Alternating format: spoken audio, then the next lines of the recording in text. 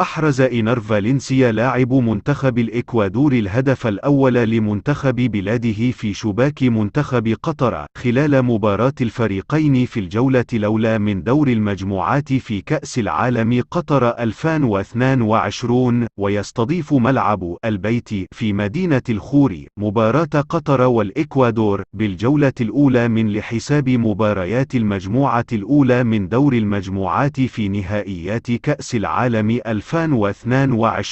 واحتسب حكم المباراة الهدف بعد تدخل من جانب سعد الشيبي حارس مرمى منتخب قطر على أحد لاعبي الإكوادور، وقام حكم اللقاء الإيطالي دانييل أروساتو باحتساب ركلة جزاء على الفور وأشهر بطاقة صفراء في وجه حارس مرمى العناب في الدقيقة 15، وانبر فالنسيا لركلة الجزاء وسجلها بنجاح بباطن القدم على يمين الحارس سعد الشيبي، معلنا تقدم أماريوس بالهدف الأول.